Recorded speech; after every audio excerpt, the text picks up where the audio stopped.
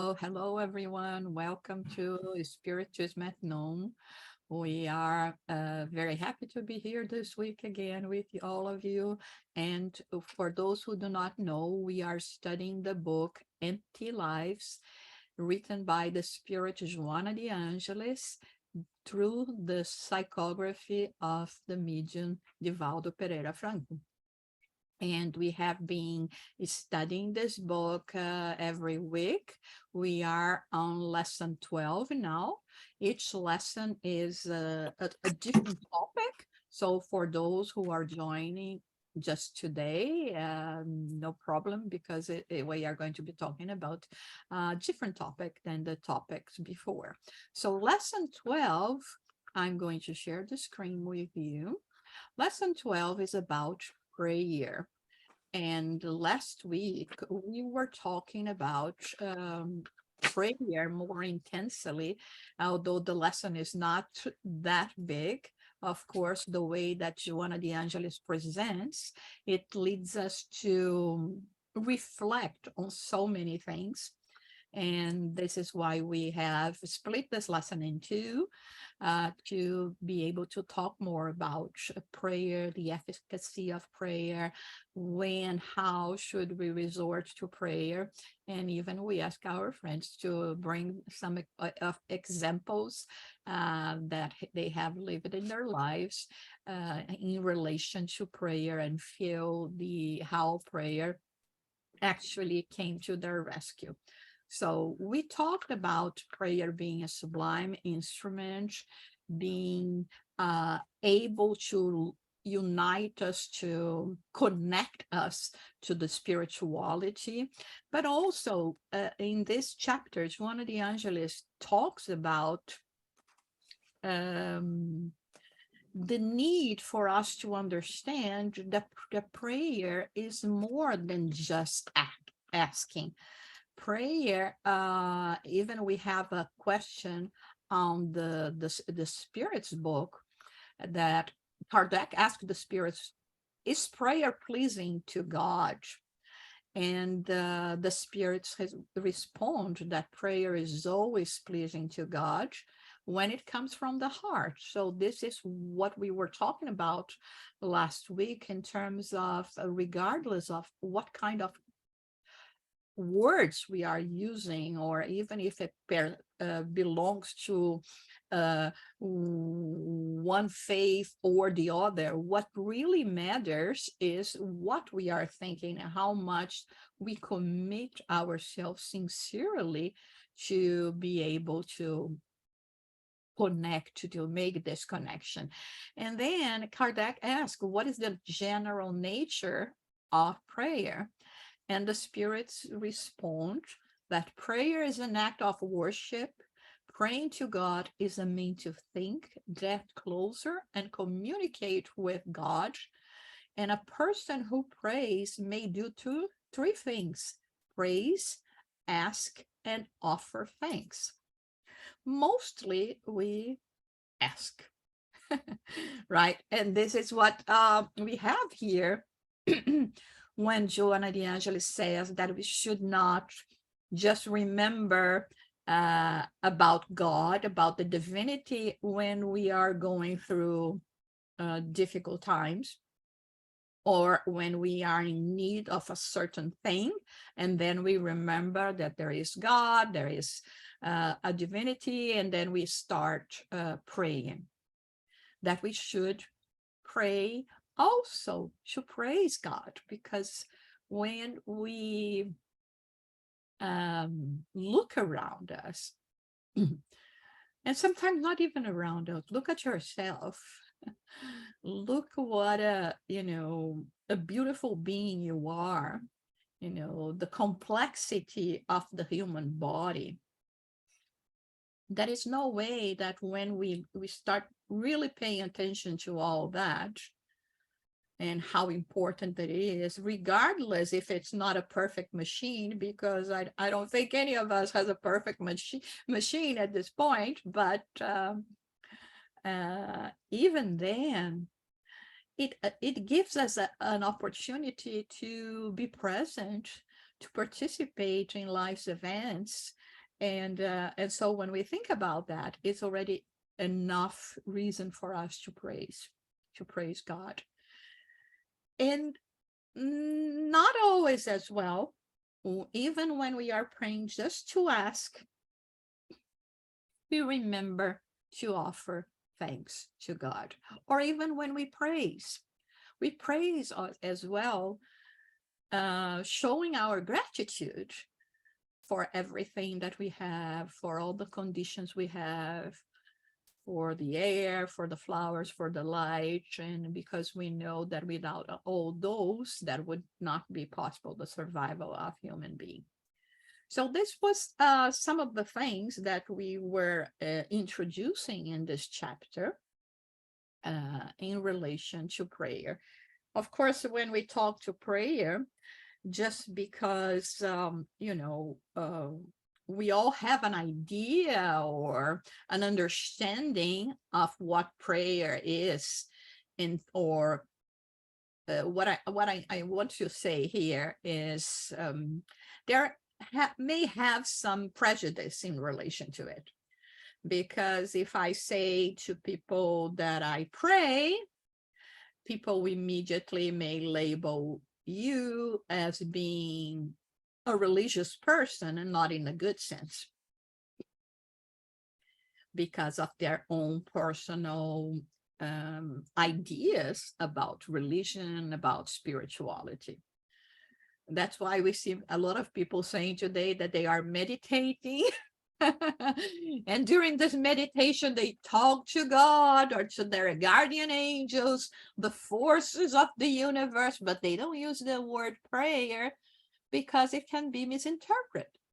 And this is one thing that we have to think about as well, and to try to remove from our ideas. If we want to use the word pray, or if we want to say I'm talking to God, or if I'm meditating, getting into let's say balance or silence, where I will be able to feel the spirituality better. But there is a lot of, like I said, even trauma in relation to how we lived religion in previous lives, for instance. And we may not be that open, or some people may not be that open to the word prayer, thinking that it's just an act of faith, and I don't have faith, and what is the point? Every time I pray, I don't see my prayers answered. And so this is one thing that we have to think about, and to go beyond all this negative aura that people have put in prayer. Any comments or questions so far? So I think it's a good starting point, even for ourselves, because we may ourselves still feel, let's say, kind of embarrassed to say I'm going to pray, even if it's in your home, not necessarily in a temple, right? And so, and also to think that it's prayer is like a religious thing. No, it's a way of us connecting to the spirituality, it's a way of us connecting to our Creator. And that's why I think in this chapter, Joanna de Angelis emphasizes so much about the benefits and about the reason why we should use pray. So let's start reading a little bit from the part that we didn't cover last week. Therefore, pray always and unceasingly, therefore pray always and unceasingly, certain that prayers go from earth to heaven,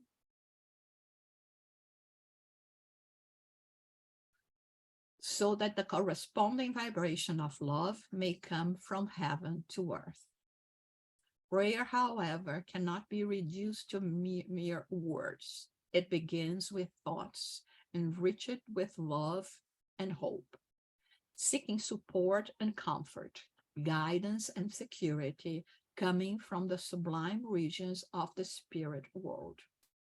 The eminent Russian writer and philosopher Leo Tolstoy, in a very significant passage, ends a dialogue between a priest and peasant saying, "To plow is to pray." It is so interesting, this phrase by Leo Tolstoy, uh, because it comes exactly in what we were talking before.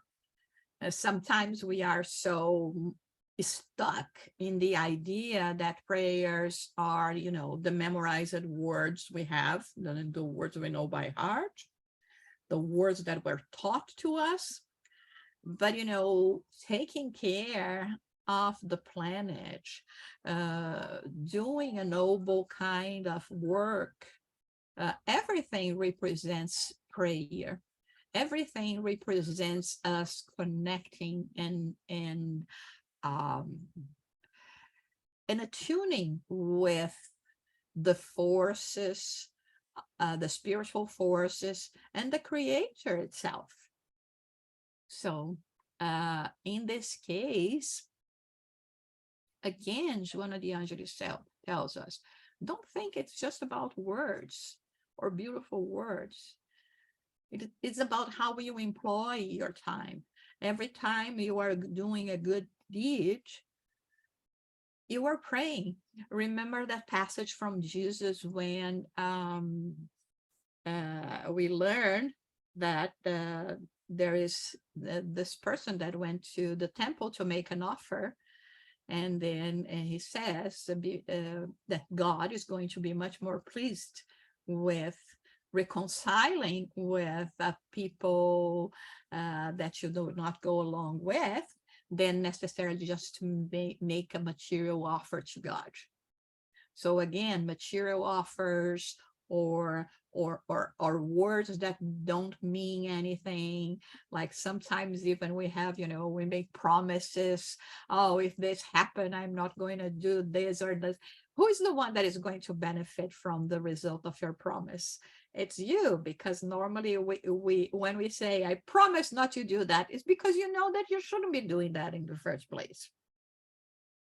So, and you are just looking for an excuse and to finally realize that and change yourself, and not necessarily after we get the promise, we are going to be able to maintain our promise, right? Any question, comment?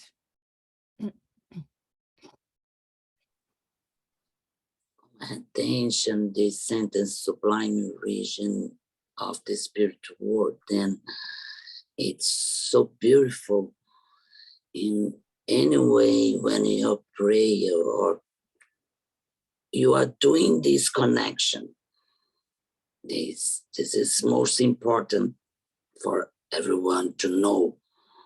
When you open your heart to pray, you are you're making this connection with the sublime spiritual world, and it's very beautiful. Yeah, it's very beautiful. Let me continue here. Without a doubt, every time one is working to fulfill one's own responsibilities and for the benefit of others, one's actions are one's prayer. So you see, again, she's saying it's not about words. It's not about, just going and collecting yourself. And even if you are praying from the heart, it is also about what we do and what we are doing to benefit us, others, the planet, the work of God. A prayer made of words does not always elicit a sentiment of devotion to God. It fails to become a wave that reaches and communicates with the higher planes. It is the same as a repetitive prayer, but with one thought on other mental currents. Recognizing its fragility and meager resources to meet its evolutionary agenda, the soul seeks the source whence the higher energies from the preservation of life come, and it uses prayer to try to tune into those springs of inconceivable goodness. That is why, in the heat of battle, when problems become more serious, the mind, as it is, shoots an appeal to God in expectation of the help that always comes. A prayer never goes unanswered. That is very powerful, right? When we think about it, that no matter what, even when we are very wrong in terms of what we are asking, there will be an answer. If I'm asking to succeed in doing evil to somebody else, my prayer is going to be answered, not in helping me doing evil to another person, but in changing my mind, in going through a sudden unbalance of the body that will prevent me to go out and reflect better about my actions. Or someone coming in my way and somehow making my plans impossible to to happen. So if we reach truly to be assisted, even when we are asking for negative things, there will be an answer. But of course, always should try to move us away from that. But when we are asking for protection, for courage, for understanding, we always going to have a response in relation to that. We will never be left alone in times where we ask to have more strength to deal with everything that happens in life, all the ordeals that we have to face. So this is very important for us to think about. So the answer does not always correspond to the aspirations of the one we prayed, because the divine wisdom knows what is best for everyone. It does not attend to the yearnings of the present that could become sources of suffering in the future, but it attends to that which will come after the storm has passed. So again, we see that it will come what we need, what is best for us, and what we deserve. At least we can also always pray for patience. If we have to go through things that are difficult, we can always ask the good spirits for patience, besides, courage, strength, all of that, so that we can overcome this passing torment that is happening to us. Truth is, thus, it is necessary to know how to discern after the prayer has been offered, not allowing oneself to be discouraged or feel imbalanced because the afflicting issue has not been resolved. We have this tendency of, giving up too early. I just recently I heard a phrase that it says that everyone that has succeeded has failed. At some point we failed, right? But no one that has not tried has succeeded. So we have to understand that we have to go, we have to have faith, we have to have in ourselves, in trying to understand what is best for us or not. And how many times we thought that we knew exactly what we needed, and then later on we'll say, you know what, that was a blessing in disguise. I thought this was going to be bad for me, and it turns out that it was one of the best things that happened. It was at the right time, at that time, and at that point, I didn't see that. Any comments or question? And Spiritists learn about this way of prayer, of accept, and we are learning, we are facing challenges in our lives, and then not complain, and all these details. And how can we dance for the others, teach others about this way of prayer without to fight with the others' beliefs and things like this? There is one way we can do things without hurt someone else, or no, just our example about life. Well, Sonia, of course, the example is the first thing, right? Because like we said, people will see that even in times of stress, we are enduring all of this, right? And without getting into despair, or, you know, with a good, positive attitude. In relation to other people's faith and how they understand how to pray, one thing that we could do, for instance, is when they say, "Oh, I'm going to pray," we can you know, accompany them, because like we said, it doesn't matter the way you or better, what you are going to use to pray to God, if it's you know, a book of this or that religion or philosophy. What really matters is your connection. So one way of doing that is saying, okay, so let's pray. But instead of using just the words of the book, let's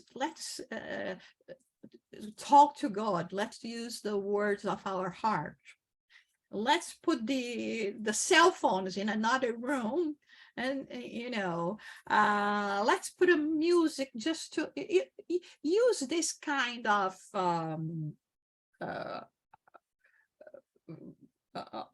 things, you know, to at least teach that when you pray, you should make the atmosphere around you more inviting, and to, you know, to be more appropriate to the responses that we are going to be receiving from on high. So you can dim the light just for us, none of that really matters in terms of, oh, do I have to dim the light? Do I have to put music? No, all of that is for us not to get distracted. Even if you're not going to look at your phone, but it, you know, it lights up and immediately removes your attention from what you were doing, your connection with what you were doing. So we could do that as well. Say, oh, okay, but let's really have a conversation with God and not having any kind of distraction. Let's make the atmosphere more conducive for us to, you know, to collect ourselves and to connect with God. And, you know, I think that could be a way as well of at least helping people to learn how to properly pray. What do you think?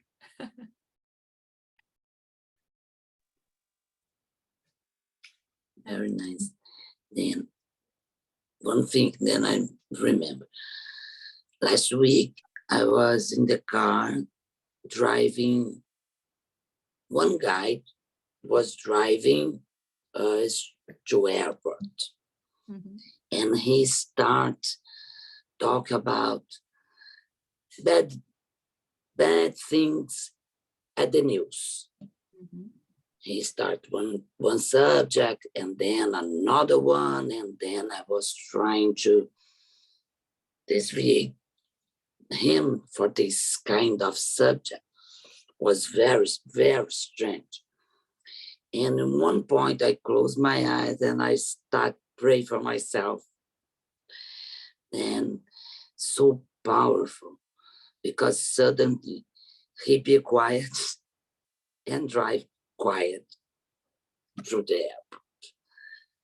When we arrived there, I share with my husband, very strange guy. Then I start to pray, and he's like, yeah, and he quiet. In the end, he quiet. And wow, sometimes because this kind of subject, there is a kind of bad energy. Then I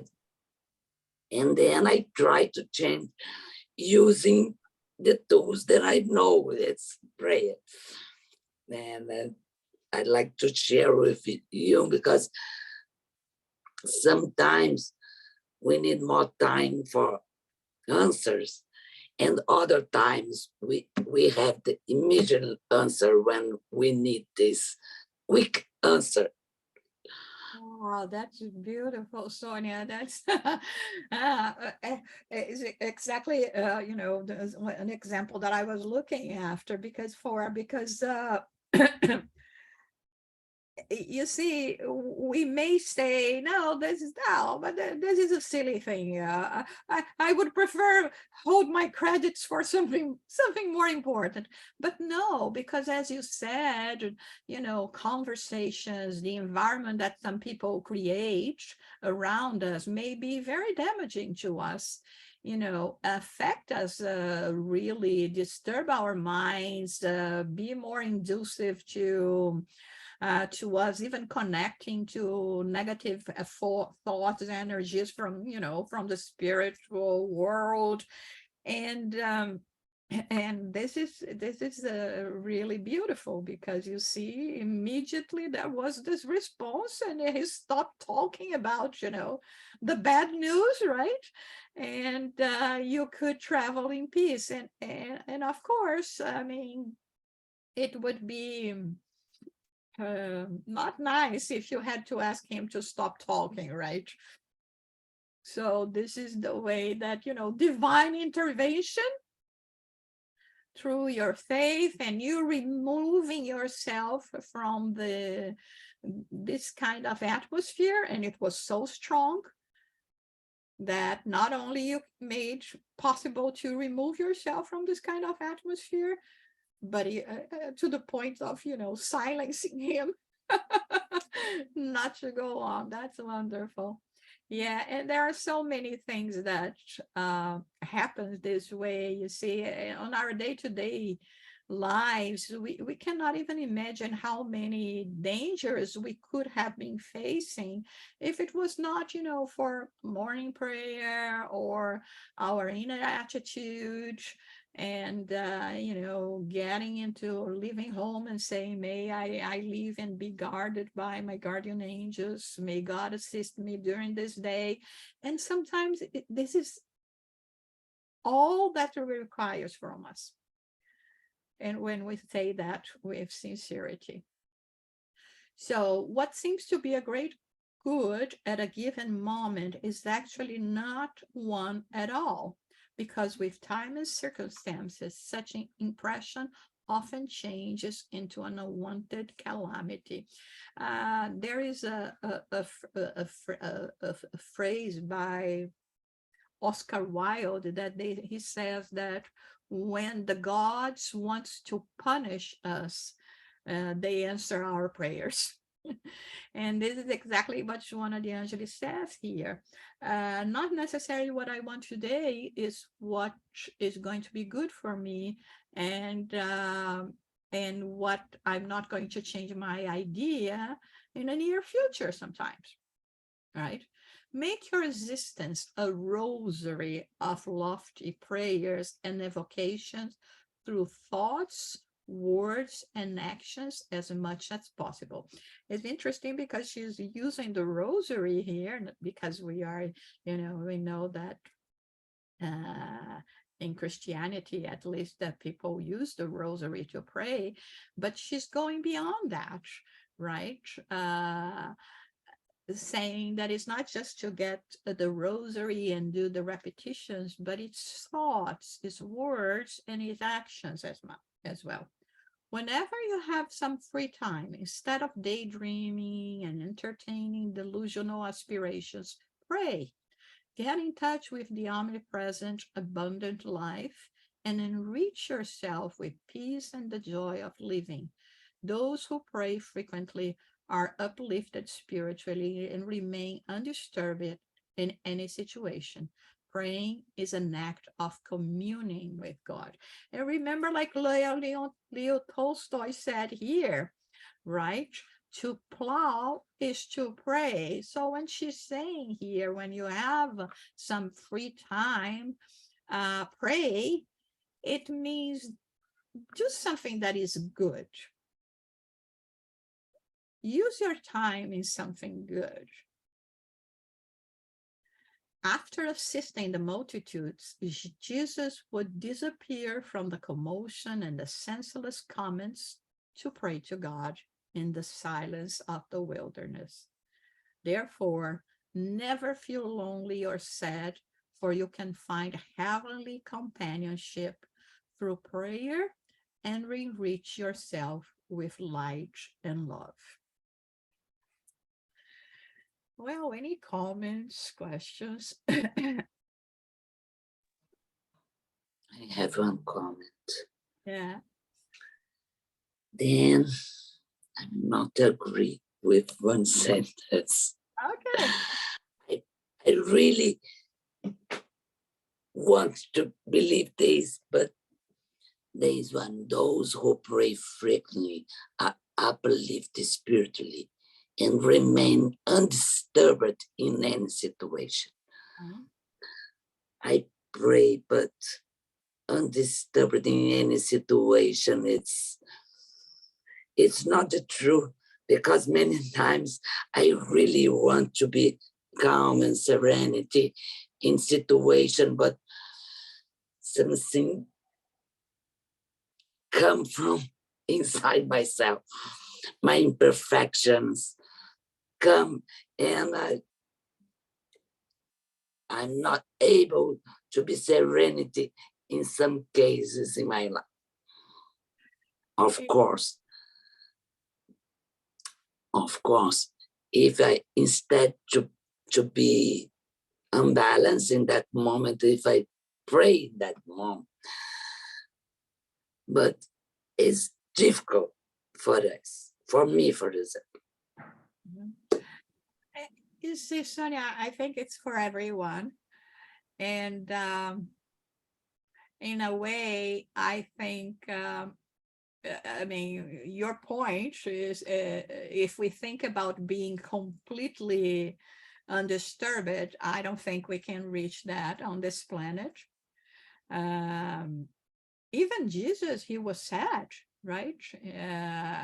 Not undisturbed, not in desperation or crazy with situations, but sad in seeing that his words were not understood, or, still to see the behaviors of his brothers and sisters.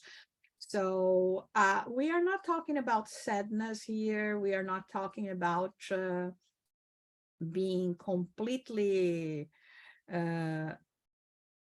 unaware of the situation, numb ourselves completely. what we are talking about here, I think this is what Joanna de Angelis understanding, that she understands so much us and the level of involvement that we are, is we will not allow ourselves to make it the situations even worse, not only for others as for ourselves. And if we think that, you know, our reaction is bad, considering having a behavior that leads us to be more, you know, spiritual, more understanding of our world here, imagine if not. I remember there is one case that Divaldo, the one that received this book by Joanna de Angelis, he said that one day someone came to him and start talking bad about the behavior of a certain spiritist that they know. And the person ended their, you know, their comments saying, and he is a spiritist. Can you imagine? And Divaldo would reply, imagine if he weren't. So I think it's very much like this, you see. We are not perfect. We are not immune to the things that are happening, and some are very, very hard for all of us, you know, when it happens to us. But it's still reacting, but not overreacting. So in this point, I think that what she's saying here is the more we engage ourselves with this kind of having a communion with God, the less we will get into a situation of extreme despair or reaction that could jeopardize all the advancements that you have made. But it was very good that you brought this, because I think it's important for people that are, you know, reading this book or you know, watching this live later on, or that they also understand that we are not living in illusion here. We know, we understand, and this is, you know, this is what happens in this kind of situation, right? We may react, but it still is going to be so much less than it would have been if not for prayers and faith and knowledge. Yes. One day maybe we are going to behave in this way, and then yes, and I think we can even think about ourselves today, right? Considering you know, everyone that is living is going through ordeals. If not now, they went through that before, probably many times. And bad news, we will still have some challenges ahead. And I think we even, you know, thinking about ourselves, the short period of time, because considering to eternity is a short period of time that we are having, you know, in this incarnation, we will see how much we change it. And we think about certain situations that probably we would say, my God, if it were before, I wouldn't be able to survive this kind of situation, for instance. You see, so I think even when we reflect about ourselves and our experiences, we will see the difference. And of course, the work is not complete. There is much to be done, but I think we have to applaud the progress we already made, and also by being conscious of the progress we already made, be more optimistic in relation to, more progress that we have to accomplish. Said, okay, there was a time that I thought I would never be able to deal with a situation like that. Now I can. There will be a time that I will be able to deal with other situations that today seems to be very difficult for me to deal with, and to learn and to understand, and to how I related to the world and with my family, with my co-workers, you see. And this is how each time more we get closer to God. When this kind of thing happened, and I feel like, oh, I failed. I knew I need to behave different. And after it happened, of course, we have more conscience about our defects or the things we need to work in our characters. Of course, at least now we know better about this. What I need to work inside myself and change. You see, Sonia, I always like to see the glass half full. I think this should be the attitude we should have in our lives. Never half empty. Otherwise, we will never be satisfied with ourselves, with life, with anything. You see, so that's what we were talking about before. We have, like, very much like children that, oh, look, I managed to do this, right? We should have the same kind of contentment that a child, when we are able to do something that it was difficult for us to do. And then, okay, what's the next step, right? Like a video game that people play, right? You have the first level, second level, third level. Oh my God, I finished first level. Now let's go to the second level.